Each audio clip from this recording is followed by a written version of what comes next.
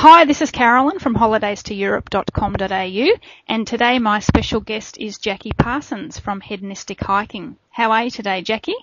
I'm good, thank you, Carolyn. Great. Now, can you just tell us a little bit about how Hedonistic Hiking started? Okay, well, Mick and I have lived in Italy for about 10 years, and we've run tours over there on a freelance basis, and whilst we were doing that, we kind of decided to start researching our own tours, and then about 4 years ago we set up on our own. So now we run purely our own tours for hedonistic hiking, using a lot of the experience that we've gleaned having lived there for the last 10 years. Excellent. So what can clients expect on one of your tours?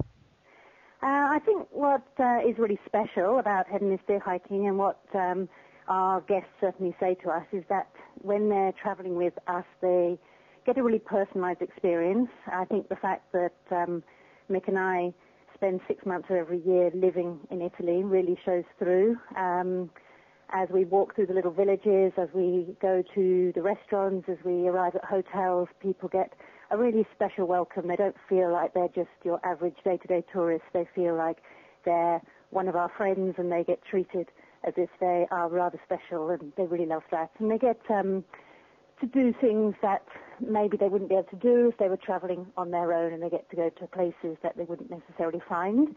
I think the name of our company, it says it all, puts it in a nutshell. We're hedonistic hiking, food, wine and walking. People often say to us, well, I came with you because I like the fact that the food and wine is as important as the walking, and it certainly is. Mick's background is as a chef. We always run the tours ourselves. You will always get one or other of us, or if you're really lucky, both of us leading the tours. There's always two guides on each tour as well. And as I said, Mick, with a background as a chef, means that the food that he prepares is really quite outstanding. So you have wonderful, freshly prepared al fresco lunches each day, and then in the evenings we work closely with some beautiful little restaurants and choose wonderful meals, which we match to local wines as well, and sometimes like really fabulous local wines. Sounds terrific. So with your tours, do you have a central sort of base where you come back to each night to stay, or do you actually walk from village to village and move around? It depends. We've found that people, because they are usually traveling from quite a way away, they actually like to really settle into where they're staying. So we do tend to stay several nights in one place. Maybe 3 nights in one place, 4 nights in another place. We have one tour where we stay a whole week in one place, but we don't then spend lots of time in our little minibuses traveling to the start of the walk, because within Italy, what makes the country, different from Australia, is that you can walk anywhere, and so you can literally walk across someone's paddock, walk through someone's vineyards, and therefore one doesn't have to go too far to find a fabulous walk. So we would use a place as a base. People can really settle in, unpack their bags, and then each day we'll go out. And our walks are usually between 6 kilometres would be a relatively short day, and quite a challenging day would be maybe 20 kilometres, but that is a big day. With having 2 people, we have one person who's doing the walking and the talking, and then the other person who's driving a support vehicle and bringing in the all-important lunch with a little bit of wine as well. That also means that people then don't need to walk the whole day if they don't want to. So okay. It's designed for anybody. For everyone, yeah. So that was going to be my next question. What sort of level of fitness do people need? Do they need to be serious walkers? But it sounds like they don't. No, we say to people that it's important that they enjoy walking, but I think people wouldn't necessarily do a walking tour if they don't enjoy walking. But they don't need to be super fitness freaks at all. It means the fitter they are, it means that the easier they find the days. But even if they just sort of go out and walk the dog every morning, it does mean that they will be fit enough to enjoy our tours. We do gently rolling terrain.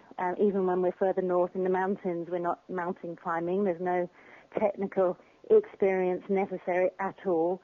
And I think people really enjoy coming on our walks, and they usually find that actually they walk further than they think they're going to walk, because we're not setting a particularly fast pace. Yeah. People are there to enjoy the area that they're walking through rather than seeing how fast they can get from A to B. Yeah, sure. And we do to break up the day as well. So it is, you feel like at the end of the day you've had a good walk. You could enjoy the fabulous food that is all part of the holiday. But you don't feel so exhausted that you're going to fall asleep over Yeah. You don't want that either. No. Okay. And your tour, you have tours in a number of different regions in Italy. Would you like to tell us a little bit about those? Okay, well, we have quite a selection in Tuscany because people do tend to enjoy visiting Tuscany. We have one that spends a whole week in Tuscany, staying at a villa, and that's very near where we live, and we actually take you to the farm where we live, which is something really rather special. We have another one that's further towards the coast in Tuscany, visiting Volterra and then an area known as the Maremma, which is a more untouched part of Tuscany. Then we have one over to the east of Tuscany as well and into Umbria, so you're close to the Apennine Mountains, which is the mountains that form the backbone of Italy. So that's in June, but although it's getting to be hot, we're higher up, which is what we always do. We choose our holidays to suit the season. Yeah. Then we have one other that just touches into Tuscany, but it also goes to Emilia-Romagna and Parma, and then down to Cinque Terre at the coast. So people always love that walk as well. And that's right up in the north of Tuscany and then down to Liguria and Cinque Terre with the 5 little villages on the coast. And then we have 2 more further north. We have the Jewels of Piedmont, which is really, I suppose, the one that is most outstanding with regards to the food and wine, because that is the area where the slow food movement was born. Okay. And we're walking amongst the vineyards and visiting little castles as well, and also we're quite close to the Alps too, so we have a beautiful backdrop of snow-capped Alps. And we run that twice in the year, and the second one we do is in October when we have the opportunity to go out with a trifolaio, and he's the man that goes out with his dog and looks for the white truffle, so that's quite fun too. Yeah, and that's a unique experience that not many Australians would get to experience. No, certainly not, because no man's really going to want to show you where his truffles are, so of course we go and have a little look for them, and then that evening at dinner you do actually get to enjoy the white truffle of Alba, which is one of the most sought after and expensive foodstuffs in the world, so it really is quite an amazing day washed down with a beautiful glass of Barolo wine, so that puts the cap on it. And then we have one more tour, which is further north still, and that runs in July, and that's a new one for this year, and that's right up in the very north of Italy in the Valle d'Aosta and the Gran Paradiso National Park, which is the oldest national park in Italy, and on that walk you have views of Mont Blanc and the Gran Paradiso, which are the big mountain peaks of northern Italy. And we go there in July, which is when spring has just arrived in that area. So it's very much an alpine walk, that one. Fantastic. And those are 6 tours. Yeah, you've certainly got something there for everyone. So people can obviously find more information about hedonistic hiking on holidaystoeurope.com.au, and we've got all your contact details there if they'd like to email you or phone you with any inquiries. But would you like to tell us your phone number in Australia in case someone wants to give you a call? Yes, our phone number in Australia is 03 5755 2307. Well, thanks very much for your time today, Jackie, and we hope to speak to you again in the future. Okay, it's lovely chatting to you, Caroline, and I look forward to welcoming some more people on our tours. Excellent. Thank you. Bye for now. Thank you. Bye-bye.